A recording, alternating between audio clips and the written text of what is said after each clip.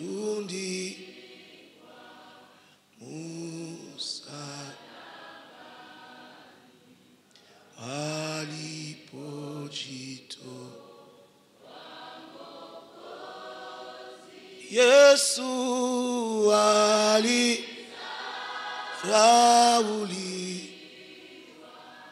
na kukatali atupatani. Oh Yesu mwenye upole na mwenye upendo ananitakasa. Oh nimepata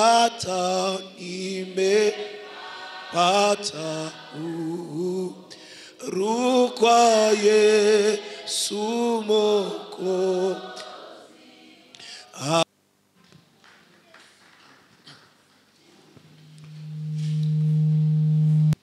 Que la paix de Jésus soit avec vous. Amani ya Yesu Kristo iwe nanyi. Que la paix de Jésus soit avec vous. Amani ya Yesu Kristo iwe pamoja nanyi.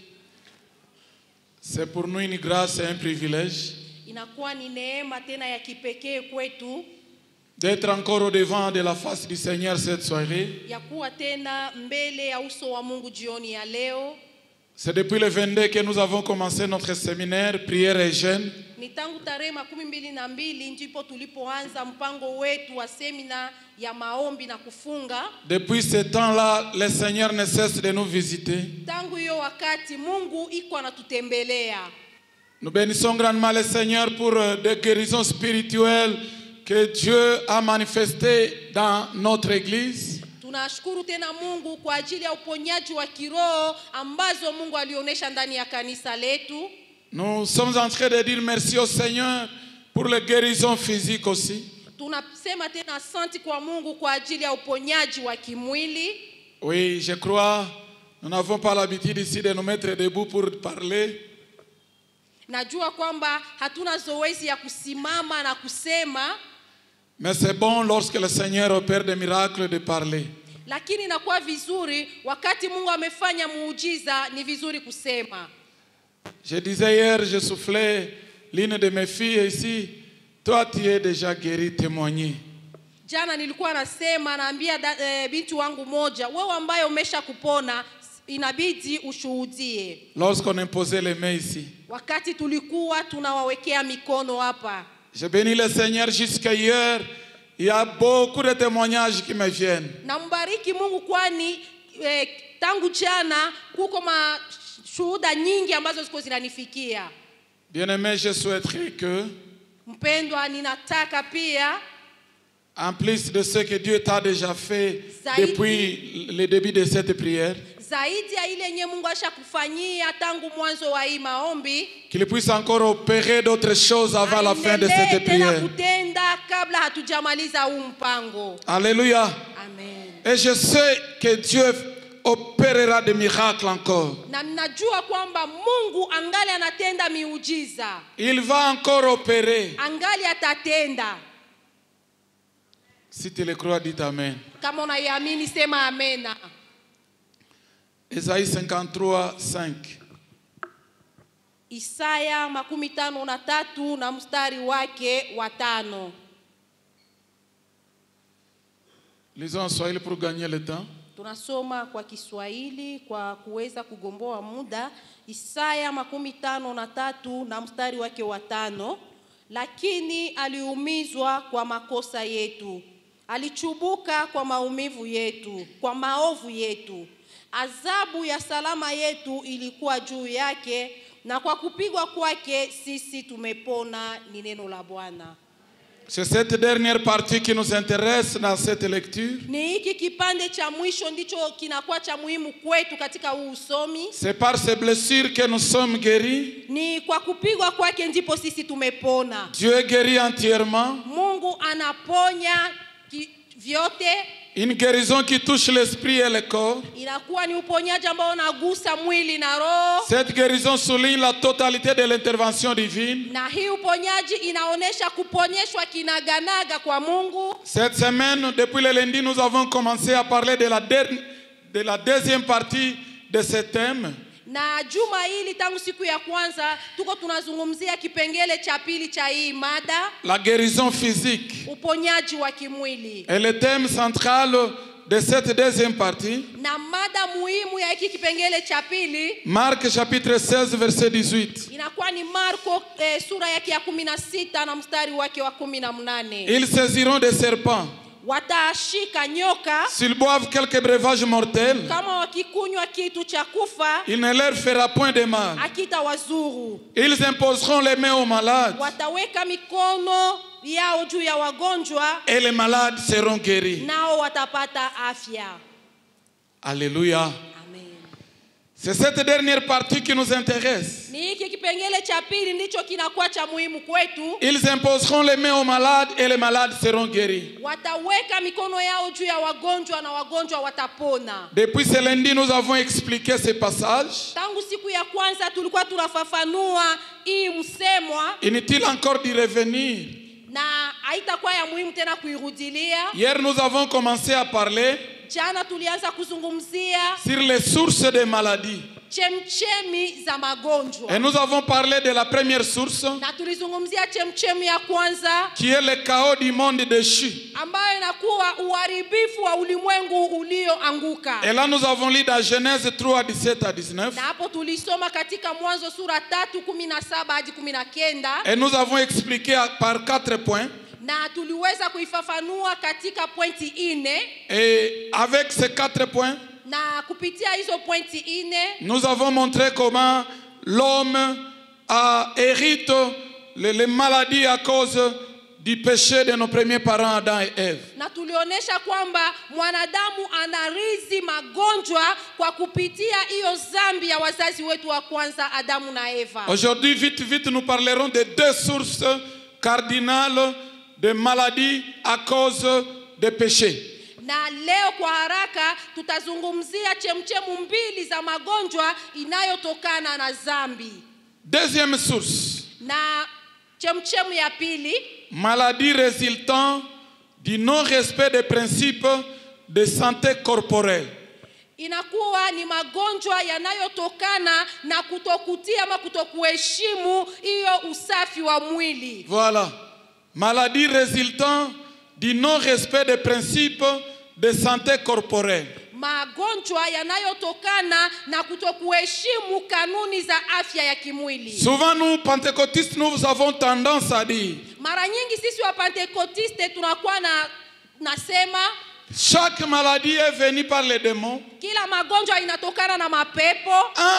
Il y en a de ces maladies-là qui viennent à propos de notre ignorance, à propos de notre mollesse. Kunakuwa magonjwa mengine ambayo yanatokea na uzembe wetu sisi wenyewe. Dans la Bible, Katika Biblia, le corps humain mwili wa mtu n'est pas simplement une enveloppe charnelle. haiko tu hiyo bahasha ya kimwili, Il est considéré comme un temple du Saint-Esprit. inalinganishwa na hekalu la Mungu. Un lieu sacré que Dieu habite. Mahali patakatifu ambamo Mungu anakaa. Lorsque vous lisez dans 1 Corinthiens, Ukisoma katika Wakorinto wa kwanza chapitre 6, verset 19, mstari wa sura 6 na mstari wa 19, la Bible dit, c'est l'apôtre Paul qui parle.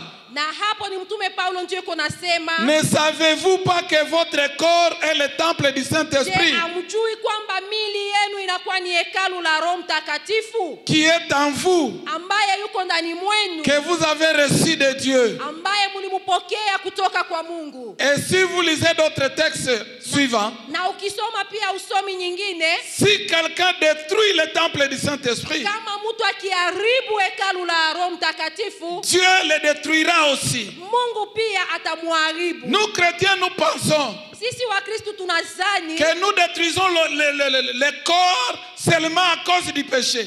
ya kwamba hiyo mwili tunaweza kuitesa tu kwa ajili ya dhambi. Absolument pas. Haiko vile. Nous détruisons le corps aussi à cause de maladies que nous-mêmes nous approchons dans nos corps. Tunaharibu pia hiyo mwili kupitia hiyo magonjwa ambayo sisi wenyewe tunakaribisha ndani ya miili yetu. Lisons dans 3 Jean. Tusome katika Yohana 3, Chapitre 1er, verset 2. Yohana 3 sura 1 na mstari wake wa 2. Lisons au nom de Jésus. Amen. Bien-aimé, je souhaite que tu prospères à tous égards et sois en bonne santé comme prospère l'état de ton âme, parole du Seigneur. Amen. Tunasoma Yohane wa 3 sura yake 1 na mstari wake wa 2. Neno la Bwana linasema hivi. Wapendwa, inasema hivi: Mpenzi, ninaomba usitawi katika mambo yote na kuwa na afya yako kama vile roho yako inavyositawi. Amen. L'apôtre Jean, il est en train de s'adresser à Gaius, Mtume Yohana iko anamzungumzia Gaius, un chrétien fidèle, ambaye alikuwa ni Mkristo mwaminifu, en lui exprimant un vœu de prospérité et de santé physique, ambaye alikuwa anamtakia awe na afya njema, en harmonie avec sa santé spirituelle. inayoendana na afya yake ya kiroho. C'est-à-dire, comme nous avons la santé spirituelle, Ni kusema kama vile tunavyokuwa na afya ya kiroho, nous sommes appelés d'avoir aussi la santé physique. tunatakiwa pia kuwa na afya ya kimwili. Lorsque vous détruisez ta santé physique, Wakati unaharibu hiyo afya yako ya kimwili, c'est un péché aussi de la part du Seigneur. inakuwa pia ni dhambi kwa Mungu. Et l'apôtre ne sépare pas le corps et l'âme, Na mtume hagawi mwili na roho, mais il les relie dans une vision holistique de la personne. lakini anaiunga yote katika ujumla wa mtu. Je ne saurais pas expliquer Sitaweza tous les concepts ou la richesse qui se trouve dans ce texte, kufafanua yote yenye inapatikana ndani ya hii usomi, car il fallait expliquer bien-aimé c'est quoi, sababu ilinibidi niseme wapendwa ni nini, que tu prospères à tous égards c'est quoi. na usitawi kwa mambo yote ni nini. Là, retenez seulement que l'apôtre est en train d'expliquer pour que Gaius prospère spirituellement et physiquement. Hapo uzingatie tu kwamba mtume iko namwambia Gaiusi kwamba inamubidi asitawi kimwili na kiroho. Mais nous allons nous atteler sur soit en bonne santé. Lakini tutakazania hiyo kuwa na afya njema. Soit en bonne santé c'est quoi? Kuwa na afya njema ni nini? C'est le bien-être physique. Ni kukua tu sawa kimwili. Et le bien-être physique c'est une bénédiction de la part de Dieu. Na usawa kimwili inakuwa ni baraka kutoka kwa Mungu. Dieu désire que nous soyons en bonne santé, Mungu anataka sisi tuwe na afya njema, pour que nous puissions bien faire nos ministères et dons. ili tuweze kuendesha huduma yetu vizuri. Cela implique aussi la responsabilité de prendre soin de ton corps. Na hii pia inakutakia kwamba inakubidi uweze kutunza mwili wako. C'est l'objectif même de cette source ici que nous sommes en train d'étudier. Ndio lengo hasa ya hii chemchemu ambayo tuko tunajifunza. Nous sommes en train de parler des sources de péché. Tuko tunazungumzia chemchemu za dhambi. Et aujourd'hui nous sommes en train de parler de les sources de maladies.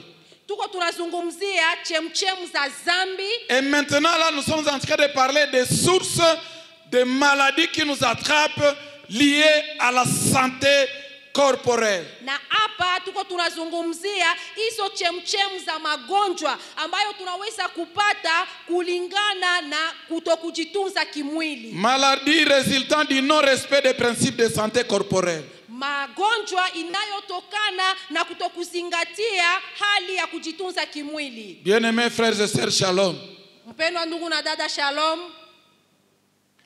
Nous devons savoir qu'il y a certaines maladies Inabidi tujue kwamba kuna magonjwa mengine qui nous attrapent ambayo tunayapata par manque de prendre soin de notre corps. kwa kutokuweza kutunza vizuri mwili wetu. Et lorsque nous tombons malades, Na wakati tunagonjwa, nous pensons que ce sont les démons, tunazani kwamba ni mapepo, des sorciers, walozi, poisons yani sumu, ou les sorts de famille.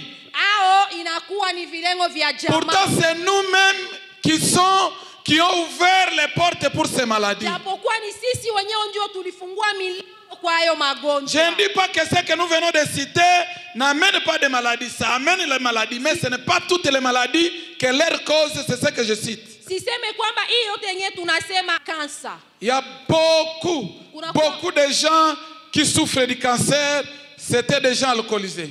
Kuna watu wengi ambao wanagonjwa hiyo kansa, baadhi yao ni wale ambao walikuwa wanatumia pombe. Il y a aussi des drogues. Na kuna kuwa hizo ambazo tunaita madawa ya kulevya. Et là, nous aurons des troubles mentaux. Na hapa tutapata kuharibika kwa akili. Nous trouverons aussi des infections. Tutapata pia hizo ma-infection. Car lorsque vous êtes drogué, Kwa sababu wakati mtu umetumia hiyo madawa ya kulevya, vous n'allez pas vous contrôler sexuellement. hautaweza kujiangalia ama kujisitiri. Vous pouvez vous lancer dans n'importe quelle ambiance sexuelle. Unaweza kuingia katika mambo yote ya ngono kwani hauna akili. Et là, vous pouvez attraper le VIH/SIDA. Na hapo unaweza kupata ukimwi. On y arrivera. Tutafikia hapo. Quatrièmement, Na ya nne, les maladies liées à l'hygiène corporelle négligée. magonjwa yanayotokana na kutokutunza mwili wako. Il y a par exemple les infections cutanées, Kunakuwa hiyo ma-infection za ngozi, mycose, kunakuwa hiyo tunaita malubenja, furoncle, kunakuwa vitu ambavyo vinatoka kumikono. gale, et j'en passe. Hiyo yote ni magonjwa ya ngozi. Il y a les maladies parasites, Kunakuwa hata magonjwa mengine ambayo yanajitokeza tu, les poux, chawa, vers intestinaux. hivyo minyoo ndani ya tumbo. Il y a les infections gastro-intestinales. Na unaweza kupata hata probleme kwa estoma yako. Là, nous citons la diarrhée, Na hapo tunaweza kutaya hiyo kuharisha, la choléra, kolera. typhoïde et j'en passe. Cinquièmement, il y a les maladies liées au manque de repos et stress chronique. Na tano, kunakuwa hayo magonjwa ambayo yanatokana na kukosa usingizi na hiyo msongo wa mawazo wa kila siku. Et là, nous parlons des troubles du sommeil. Na hapo tunaonesha hiyo kukosa usingizi ama usingizi mbaya. Insomnie et fatigue chronique. Kosa usingizi na mchoko wa kila siku. Dépression, deuxièmement, dépression et anxiété. Na kunakuwa pia hiyo ambayo tunaita depression, yani mawazo kila wakati. Là, vous allez développer le déséquilibre hormonal et psychique. Na hapo hizo hormone zako zitakuwa hazitembei tena sawa. Et enfin, il y a l'affaiblissement du système immunitaire. Na kwa mwisho hiyo inayolinda mwili ama maskari wako wa mwili watakuwa wamezoifika. Lorsque ton système immunitaire est affaibli, wakati hao maskari wako wa mwili wamezoifika, c'est là où vous allez attraper les maladies opportunistes. na hapo ndio utapata ile magonjwa wenyewe tu unajitokezaka. Et six, enfin, na ya sita kwa mwisho, les maladies liées à la négligence de la santé mentale. ni magonjwa yanayotokana na kushikilia afya yako ya ubongo. Premièrement, nous pouvons parler des troubles psychiques. Ya kwanza tunazungumzia hiyo magonjwa yanayotokana na kichwa. Là, nous parlons de la dépression. Hapo tunaona kukosa amani. Dans les troubles psychiques, Katika hiyo misongo ya mawazo, il y a le burn-out. Le burn-out, c'est quoi? C'est l'épuisement professionnel. hapa inakuwa ni kuchoka hata ukiwa kazini. Troubles anxieux. Unakuwa mwenye huzuni. Et enfin, il y a les comportements à risque. Na hapo unakuwa na tabia ambazo zinaweza kufanya utende mambo mabaya. Les comportements à risque, c'est quoi? Hiyo inakuwa ni nini? Il y a par exemple l'automutilation. Kwa mfano mtu anaanza kujikatakata. Il y a les addictions. Kunakuwa hiyo la dépendance à quelque chose. Ni kusema kwamba wewe unakuwa mtu unakuwa chini ya hiyo kitu. Voilà un peu de mots. Hii ndio kwa machache. En bref, kwa machache, la synthèse hii inakuwa ni ufupi des maladies wa magonjwa résultant du non-respect des principes de santé corporelle. inayotokana na kutokuheshimu kanuni za afya ya kimwili. Maintenant, écoute bien aimé. Sasa sikiliza mpendwa. Si vous souffrez de l'une de ces maladies, kama unagonjwa mojawapo ya hizi magonjwa ambazo tumezitaja, il faut aller à l'hôpital pour vous soigner. Inakubidi uende kwenye hospitali ili waweze kukutunza. Il ne faut jamais négliger les soins à 3 niveaux que nous avons parlé hier. Usizarawaki hata siku moja hii matunzo kwa namna tatu ambayo tulizungumzia jana. Dieu agit à travers les médicaments, Mungu anatumikaka kupitia madawa, mais aussi à travers la prière. hata vile kupitia maombi. Les deux vont ensemble. Na hiyo mbili inatembea pamoja. Médecine traditionnelle, Kuna kuwa hiyo matibabu ya kiasili, médecine moderne matibabu ya kisasa, et médecine céleste. na hiyo matibabu ya kimungu. Maintenant, nous qui sommes à l'église, Sasa sisi ambao tuko ndani ya en kanisa, plus de la médecine naturelle et moderne, zaidi ya hiyo matibabu ya asili na hiyo ya nous kisasa, connaissons aussi la médecine céleste. tunajua pia matibabu ya kimungu. Cette médecine englobe tous les soins. Hiyo ndio inafunga matibabu yote. Et lorsque nous élevons nos mains en l'air pour implorer la médecine céleste, Na wakati tunainua mikono yetu juu ili kuomba matunzo ya mbinguni, là Dieu nous guérit. hapo Mungu Et anatuponya. nous allons penser que c'est le médicament qui nous a guéris. Tutazani kwamba ni hiyo dawa tulitumia ndio ilituponya. Pourtant, nous avons imploré la médecine Kwa céleste. tuliomba uponyaji wa mbinguni. Laisse que cette médecine te guérit au nom de Jésus. Acha hiyo uponyaji kuponye kwa jina la Yesu. Bien-aimés frères et sœurs, Mpendwa ndugu na dada, respectez les principes de santé corporelle, kuheshimu kanuni za afya ya kimwili, alimentation équilibrée,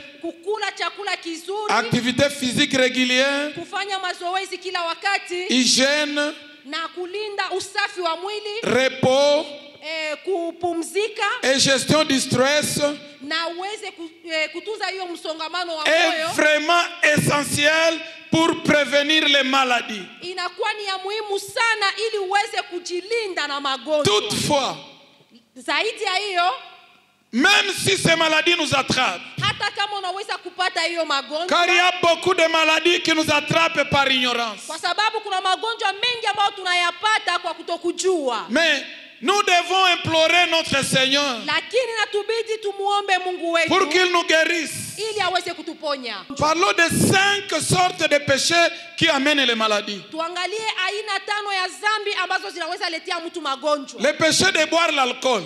Zambi ya kukunywa pombe. Lisons Tusome Proverbe 23, Mizali 23 20 à 21. mstari wa 22 na 22. Na tatu. 20 à 21. Usiwe miongoni mwao wanywao mvinyo. Nini? Usiwe miongoni mwao wanywao mvinyo. Miongoni mwao walao nyama kwa pupa. Kwa maana mlevi na mlafi huingia umaskini, na upotevu humvika mtu nguo mbovu. Amen.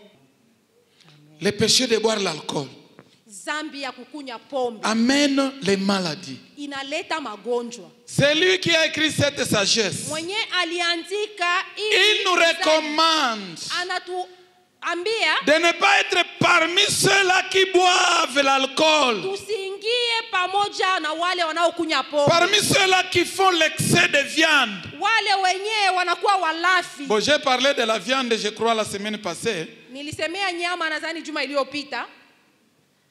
Le péché de boire l'alcool Zambi ya ulevi amène les maladies suivantes. inaletaka magonjwa yafuatayo. Premièrement, Ya kwanza, maladie neurologique et mentale. magonjwa ya akili na ya kichwa. Et là, nous citons les troubles cognitifs. Na hapa tunataya mtu anashindwa hata kuanza kutetemeka. Perte de mémoire, confusion, syndrome de Korsakoff. Deuxièmement, Na ya pili, dépression et anxiété. mtu anakuwa wa huzuni na wa kukasirika. L'alcool perturbe les neurotransmetteurs. Hiyo alcohol ama pombe inaharibu hali ya mtu. C'est-à-dire il y a des nerfs qui transmettent des messages. Ni kusema kuna mishipa fulani ambayo inaweza kuleta Quand vous habari. buvez, Wakati unakunywa, vous perturbez ces nerfs-là. unaiharibu hiyo mishipa. Deuxièmement, il y a la dépendance. Na kunakuwa pia hiyo kama ukukunywa ile hauko. La modification du circuit de la récompense dans le cerveau. Ni kusema kwamba ubongo wako hautatumika tena vizuri. C'est là où vous verrez, il y a des gens, quand ils boivent, ils ne tremblent plus. Mais quand ils n'ont pas encore bu, il tremble comme ça. Njo pale utaona watu wengine kama hayakunywa iko na tetemeka, lakini kama anakunywa iko tu mzima. Deuxième maladie, Na magonjwa ya pili, maladie cardiovasculaire. magonjwa ya moyo. Et là nous parlons de l'hypertension artérielle. Hapa tunaona pressure. Et nous parlons aussi des accidents vasculaires cérébraux. Na hapa tunaona hiyo ma-AVC. Voilà. Il y a aussi les myocardiopathie alcoolique. Na kuna kwa hiyo myocardiopathie Atteindre des muscles cardiaques. ambayo inagusa hiyo mishipa ya moyo. Troisièmement, Na ya tatu, il y a les maladies digestives. kuna kuwa magonjwa ya tumbo. Et là, vous aurez des gastriques chroniques. Na hapo utakuwa na estoma inakulumaka kila siku. Très bien, des inflammations d'estomac. Estoma yako inavimba. Il y a les stéatoses hépatiques, accumulation de graisse dans la foie. Yani hiyo mafuta inakuwa mingi ndani ya mafafa yako. Il y a la cirrhose du foie. Na kunakuwa pia maini yako inaharibika. Petit à petit, il y a destruction progressive de votre foie. Kidogo kidogo maini yako itaenda iko inaharibika. Une autre maladie, cancer lié à l'alcool. Na magonjwa mengine inakuwa ni kansa inayotokana na pombe. Là, nous citons le cancer du foie, Hapo kunakuwa kansa ya mafafa, de la bouche, de la gorge, de l'œsophage. kansa ya kinywa, kansa ya shingo na kansa ya huyo uti ambao unaongoza chakula ndani ya mwili. Bien-aimés frères et sœurs, Mpendwa ndugu na dada, ne soyez pas buveurs s'il vous plaît. musiwe walevi please. Hivi vyetu vya Mungu Et notre histoire de Dieu, vinatuepusha na vitu mingi. ça nous empêche de beaucoup de choses. Je suis dans le comité ici de GESOM, du centre médical GESOM. Niko katika kamati ya hii hospitali ya GESOM. Et nous faisons la campagne de violences sexuelles. Na tuko tunafanya kampeni juu ya vitendo vya ubakaji. Faites attention avec vos filles qui veulent les anniversaires dans d'autres maisons. Mufanye hange na mabinti wenu ambao wanapenda kwenda kwa anniversaire ndani ya nyumba zingine. Faites attention avec les mouvements là de donneurs. Mufanye hange na watu ambao wanakuwa ni kupana. Nous avons amené une fille là-bas. Tulibeba binti moja pale. Elle était dans un anniversaire. Ambaye alikuwa mu anniversaire fasi fulani. Une fille protestante qui ne buvait pas. Anakuwa ni binti wetu wa kiprotestanti ambaye alikuwa hakunywake pombe. On l'a rendu ivre. Balimulewesha kule. Et 4 garçons sont allés avec. Na vijana 4 wakamubaka. Et quand on a vu qu'elle est décédée, Na balipoona kwamba amekufa, on l'a jetée dans un canal. bakamutupa munani fasi moja hivi mfereji. C'était la chance de cette fille car ses parents prient beaucoup. Na neema ya ule mtoto ni juu wazazi wake wanaomba sana. À 1h, 2h du matin, elle s'est retrouvée. Ilikuwa kama vile saa 7 ya usiku akashituka. Elle est là à l'hôpital. Iko pale kwa Et hospitali. si vous voyez des cas comme ça, vous allez me contacter. Nous allons l'amener là-bas. Na kama unaona makaza vile On inabidi a beaucoup de maladies kuko magonjwa mengi que nous n'aurons pas le temps de citer. ambayo tutapata muda wa Mais kuitaja. lorsque nous sommes chastes Lakini wakati tunabaki wenye kuwa safi dans le Seigneur, katika Bwana, ces choses ne vont pas nous atteindre. magonjwa haitatupata. Je vais vous donner un secret. Nitakupatia siri moja. Ceux-là qui ont eu le VIH, Wale ambao walipatwa na ukimwi, abakwake na wivu. ils n'ont pas jaloux. Kama ni bibi yake anakupatia etu wendi, John ayua utapatikana kule. Si c'est sa femme, il te donne en tout cas parce qu'il sait que tu es en train de chercher toi. Kani bwana yake hana hata wivu, Même si anayua c'est son utapatikana kule. Elle sait que si tu prends seulement. Quatrième péché qui amène les maladies, Na zambi ya ine inayoleta magonjwa l'excès du travail. ni kufanya kazi zaidi. Ah. Il y a beaucoup de chrétiens qui ne savent pas que c'est péché. Travailler. Non, il faut vous reposer aussi. Kuna Wakristo wengi ambao hawajui kwamba inao ni zambi. Yeye ni kazi na kazi, inabidi pia kupumzika. Psaume 127:2. Zaburi 127:2. Marc 6:31. Marko sura 6:31. Jésus prenait ses disciples à l'écart pour se reposer. Yesu alikuwa anakamata mitume wake anawabeba pembeni ili wapumzike. Il dit dans Marc 6:31, venez à l'écart dans un lieu désert et reposez-vous un peu. Akawaambia twende pembeni katika jangwa na tupumzike kidogo. Le péché lié à l'excès du travail Zambi inayotokana na kutumika zaidi amène les maladies suivantes. inaletaka magonjwa yafuatayo. Troubles psychiques. Inakuharibu kichwa. Et là nous citons le burn-out qui est l'épuisement professionnel, Na inakuwa hii mchoko wa kikazi. l'anxiété et la dépression. Unakuwa mwenye huzuni na unakuwa pia mtu ambaye hauko sawa. Il y a des troubles musculo-squelettiques. Hata hiyo mifupa yako na mishipa inakuwa haitumiki sawa. Vous aurez des maladies respiratoires, Utakuwa na magonjwa ya kupumua. des troubles auditifs, Utakuwa na shida ya kusikia. maladies cutanées, Utakuwa na magonjwa ya mwili. les cancers professionnels. Utapata hata hizo kansa zinazotokana na kazi. Ah, aujourd'hui, je suis en train de vous enseigner pour que vous soyez des docteurs et des infirmiers. Leo niko nawafundisha juu tupate madaktari na tupate pia wauguzi. Il y a aussi des maladies infectieuses. Kuna kwa hiyo magonjwa pia ya ma-infection. Il y avait des explications que j'ai écrites. Kulikuwa ile ambayo Vous niliandika. trouverez dans le syllabus que je vais imprimer. Utaiona ndani ya hiyo kitabu ambacho nitachapisha. Alléluia. C'est-à-dire, lorsque la Bible dit, Ni kusema wakati Biblia ne inasema, savez-vous pas que vos corps sont le temple du Saint-Esprit? je, amjui kwamba mili yenu ni hekalu ya Roho Celui qui Mtakatifu? détruira son corps, Dieu le détruira aussi. Ule ambaye ataharibu mwili wake, Mungu pia On atamharibu. détruit le corps à deux niveaux. Tunaharibu mili yetu kwa namna mbili. Par le péché, Kwa zambi, mais aussi par travailler beaucoup ou manger beaucoup. pia kwa kuweza kutumika sana ama kukula sana. Enfin, le péché caché non confessé. Na yenye mwisho ni hizo zambi ambazo unafichika na ambazo haukuweza kuzitubu. Le péché caché non confessé amène les maladies. Zambi zilizofichwa na ambazo haukutubu zinaleta magonjwa. David dit dans Psaume 32:3, Daudi anasema katika Zaburi 32:3, tant que je me suis tu, wakati wote ambao nilinyamaza, mes os se consumaient. mifupa yangu ilikuwa inaharibika. C'est-à-dire, quand il y a un péché caché, Ni kusema wakati kuna hiyo zambi ambayo inafichwa, tu n'auras pas la paix. hautakuwa na amani. Quand tu marches, tu penses que d'autres savent déjà. Wakati kuna tembea uko unawaza watu wengine wanajua, Tu n'auras pas la paix. hauna amani. Et dans Jean 5:14, Na katika Yohana 5:14 la Bible dit, Biblia inasema ne pêche plus, usitende tena zambi, de peur qu'il ne t'arrive quelque chose de pire. ili isikuje kufikia kitu cha mubaya zaidi. Ça, vous vous souviendrez, c'est ce malade-là de la piscine de Bethsaïda qui a souffert pendant 38 ans. Hapo utakumbuka ni yule mgonjwa wa Bethsaida ambaye aligonjwa miaka 38. Il avait une maladie de ses péchés. Alikuwa na magonjwa yanayotokana na zambi. Voilà, bien-aimés frères et sœurs. Ndio hiyo ndugu na dada. C'est difficile de citer ces péchés-là. J'aimerais que nous puissions prier. Ni vigumu kuweza kutaya hiyo, lakini ninataka tuombe.